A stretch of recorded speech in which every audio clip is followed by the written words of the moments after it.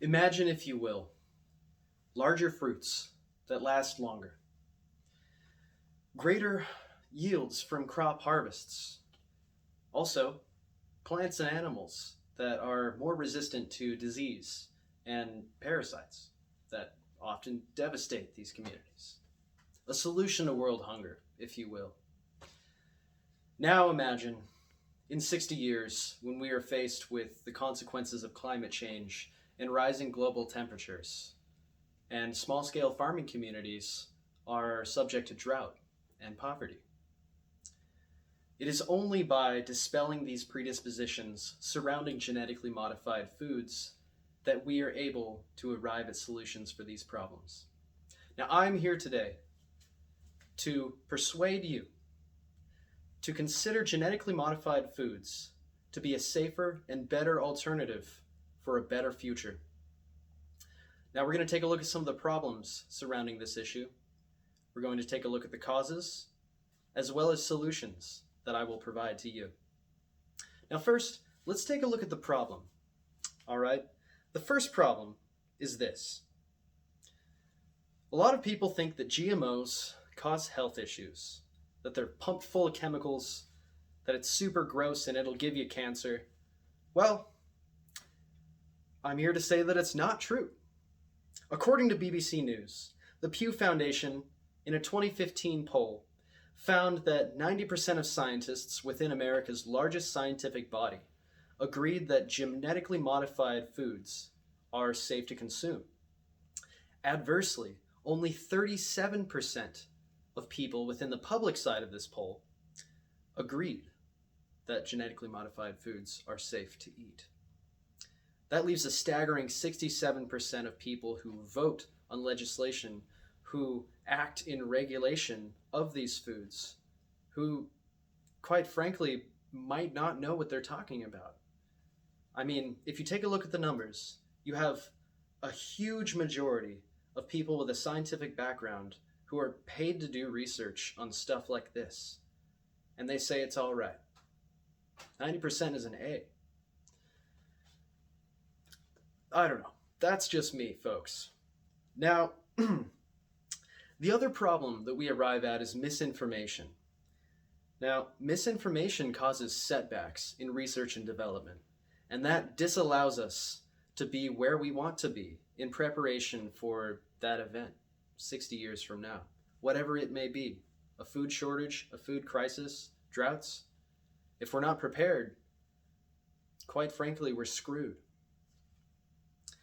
Now, according to the Tampa Bay Times, Japanese geneticists in 1930 invented the seedless watermelon, and they did this by combining regular watermelon seeds with chemicals.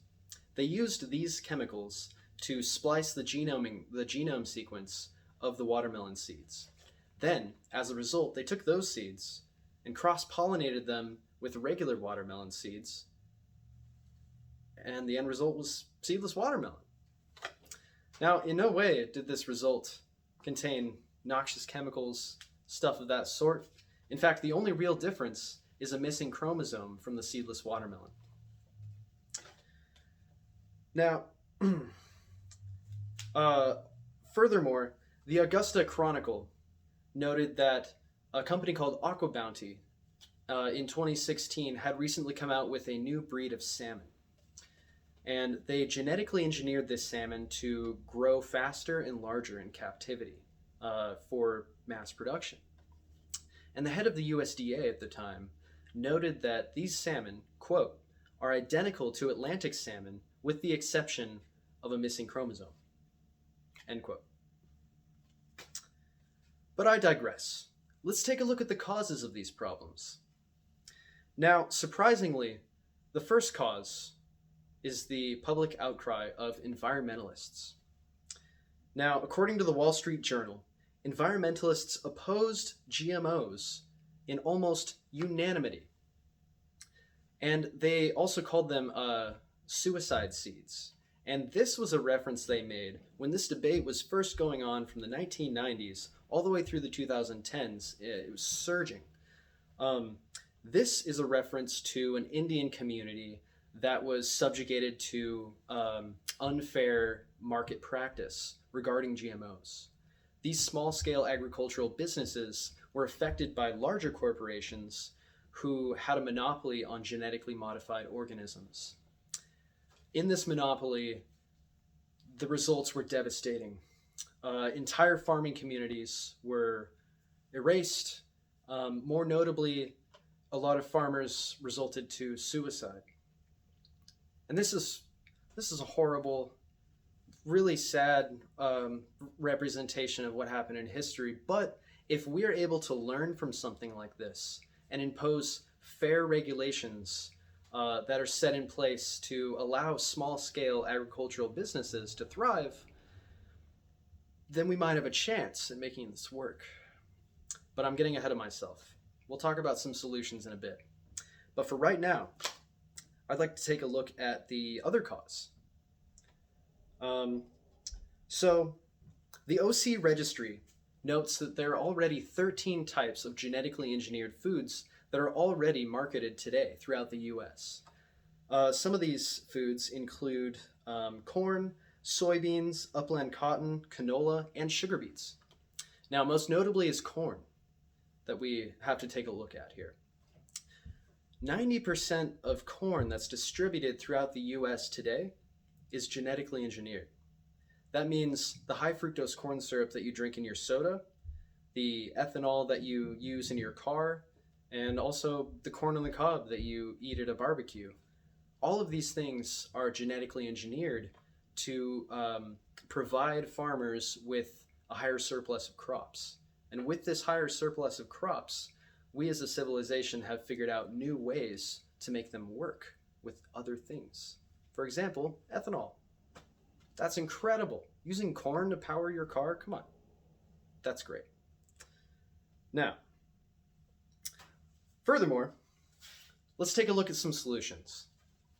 Now, the first solution that I propose is that in an attempt to give small-scale agricultural businesses and farmers a chance, we need to set regulations in place that allow these farmers to integrate with genetically modified foods and also allow them to thrive under such conditions and not be unfairly pressured by larger corporations. I don't know about you, but less pesticides in my crops, I mean, that's where the real chemicals are, people. That's where the real heat is. And you don't want none of that. If we can get rid of that and have a higher surplus of crops, that's a win-win. Now, the second solution is for us people, us general public, the 67% of people who disagreed.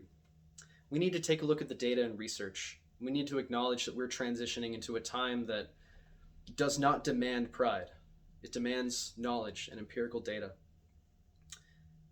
Now, I tried to persuade you that genetically modified foods are a better and safer alternative for a better future. We took a look at some problems, the causes of such problems, as well as some solutions that I provided. And it is my hope that the next time you're at the dinner table and somebody makes a snarky comment about GMOs, that you say, oh yeah, what about the corn that you're eating there, the potatoes that you cooked for dinner, or perhaps the fuel in your car that you use to drive to get groceries? You say something like that.